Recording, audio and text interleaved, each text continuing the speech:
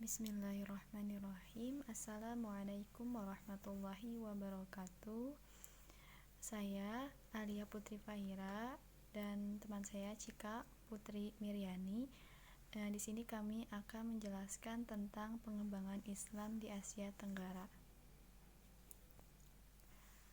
Poin-poinnya yaitu sejarah dan peradaban di Asia Tenggara Islam, 2 Islam di Singapura, ketiga Islam di Malaysia, dan keempat Islam di Brunei Darussalam. Pertama, sejarah dan peradaban Islam di Asia Tenggara. Asia Tenggara adalah tempat tinggal bagi penduduk muslim terbesar di dunia. Islam merupakan agama mayoritas di Indonesia, Malaysia, dan Brunei Darussalam. Selain itu, minoritas muslim juga ditemukan di Burma, Myanmar, Singapura, Filipina, Thailand, dan Vietnam. Sejarah dan peradaban Islam di Asia Tenggara dapat kita lihat pada beberapa negara seperti Filipina, Thailand, Singapura, dan Malaysia. Minoritas Muslim di Filipina dan di Thailand merupakan kedudukan yang tak menyenangkan karena berada pada paluk separatis yang penuh semangat yang didukung oleh gerilya dan landasan-landasan persatuan nasional. Lingkungan politik di Malaysia ini kelihatannya telah menandai kelangsungan kebangkitan Islam, meskipun sangat diragukan bahwa kalangan radikal dan fundamental akan mampu mencapai tujuan mereka. Lalu selanjutnya, Islam di Singapura. Sejauh informasi yang didapat, Singapura telah dihuni pada masa prasejarah pada tahun 1100-an. Singapura telah dijadikan kota pelabuhan, dan pada tahun 1200 hingga 1300 pelabuhan Singapura telah menjadi pusat perdagangan. 277 sebelum bernama Singapura, wilayah tersebut lebih dikenal dengan nama Tumasik atau Tumasek yang berarti kota pantai. Hal ini berawal ketika Singapura dikuasai oleh Raja Parameswara. Penguasa baru Tumasik ini kemudian hari diserang oleh armada Majapahit 280 dan terdesak ke Malaka. Di wilayah yang disebut terakhir inilah Parameswara membangun kerajaan Malaka dan banyak berhubungan dan bergaul dengan para pedagang muslim, khususnya yang datang dari bandar-bandar Sumatera yang beragama Islam. Hal ini pada lain, oleh karenanya Malaka saat itu selain berfungsi sebagai pusat perdagangan, juga berfungsi sebagai pusat penyebaran Islam di Asia Tenggara. Sejak abad ke-15, perdagangan muslim menjadi unsur penting dalam perniagaan wilayah timur, tidak terkecuali Singapura. Beberapa di antara para pedagang ada yang menetap dan menjalin hubungan perkawinan dengan penduduk setempat. Lama-kelamaan mereka membentuk suatu komunitas tersendiri. Para pedagang ini tidak jarang merangkap menjadi guru agama dan imam. Pada umumnya mereka belajar di rumah-rumah, setelah itu dilanjutkan di surau-surau dan masjid.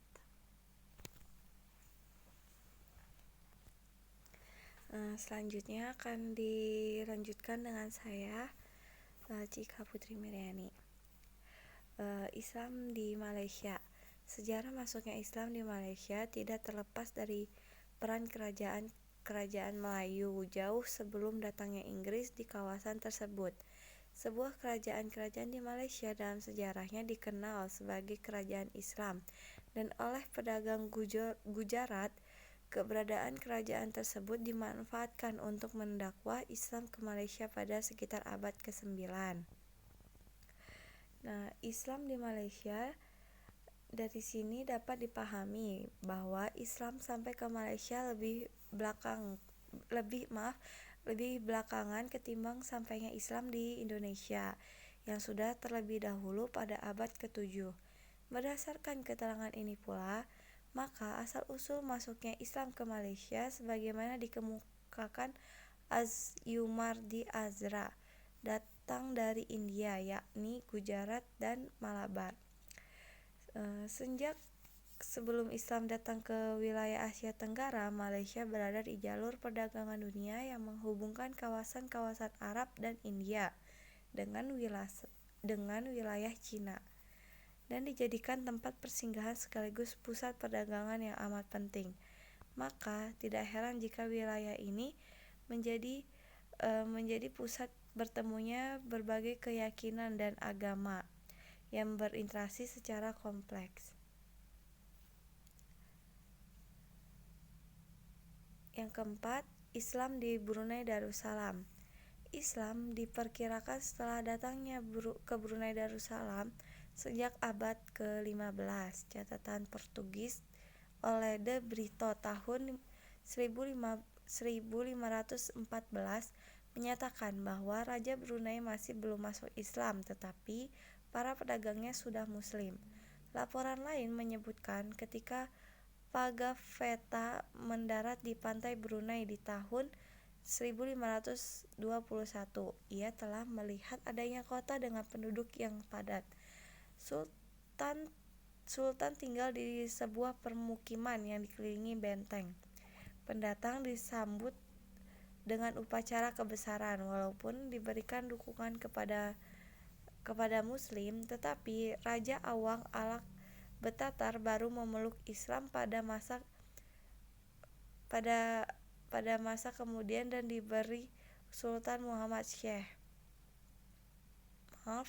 Dan diberi gelar Sultan Muhammad Syekh.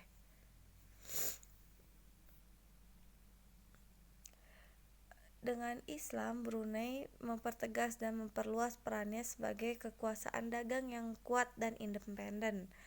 Usaha dagang Brunei dan wilayah kekuasaannya bertambah bersama dengan penyebaran Islam dan meliputi kerajaan-kerajaan Melayu di Borneo dan Filipina. Selama penyebaran Islam tahap awal, banyak ulama Arab menikah dengan keluarga kerajaan Brunei. Yang sangat terkenal diantaranya adalah Syarif Ali dari Taif yang kemudian menikah dengan saudara perempuan Sultan Brunei kedua. Syarif Ali berikutnya naik tahta sebagai Sultan Brunei ketiga pada tahun 1425. Darussalam adalah term Arab yang ditambahkannya pada kata Brunei, berarti negeri yang damai, untuk menegaskan Islam sebagai agama resmi negara dan meningkatkan syiarnya. Dialah orang pertama yang mendirikan masjid dan memperkuat keyakinan Islam di Brunei. Dia juga yang memulai membangun kota baru, Stone Fort, bagian timur kota Brunei, sekarang dikenal dengan Bandar Seri Begawan. Perkembangan kontemporer Islam di Brunei. Brunei memperoleh kemerdekaannya dari Inggris pada tahun 1984.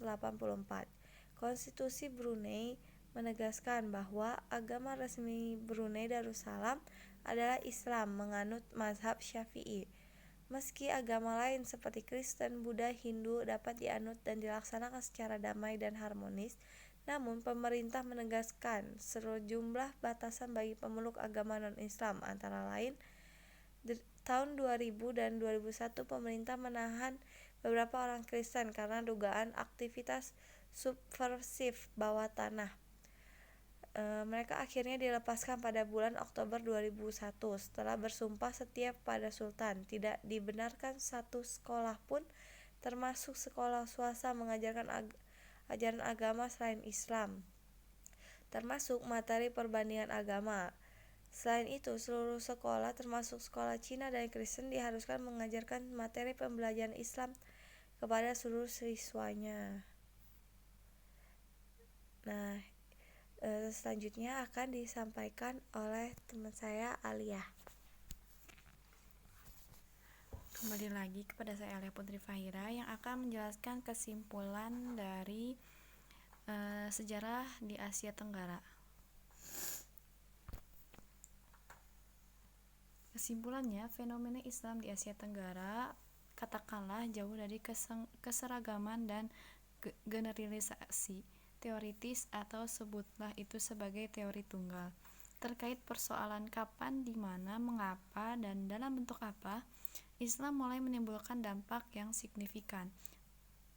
Setidaknya Azra 1999 berhasil menunjukkan suatu hipotesa kuat, yakini di sepanjang abad ke-16 dan abad ke-17 sejarah Asia Tenggara menyaksikan suatu kesuburan dalam penulisan literatur Islam, baik di bidang sastra, filsafat, metafisika, maupun teologi rasional. Di sepanjang masa itu, yaitu abad ke-16 dan abad ke-17, lahirnya beragam literatur tersebut bisa dikata menandakan suatu epos pembangunan rasionalisme dan intelektualisme di Asia Tenggara, di mana Islam dalam warna Sufisme atau tasawuf saat itu pernah memegang peranan penting dalam mempelopori kemajuan, toleransi, dan keberagaman. Sekian yang bisa saya dan teman saya sampaikan. Mohon maaf bila banyak kesalahan. Wabillahi taufiq wal hidayah. Wassalamualaikum warahmatullahi wabarakatuh.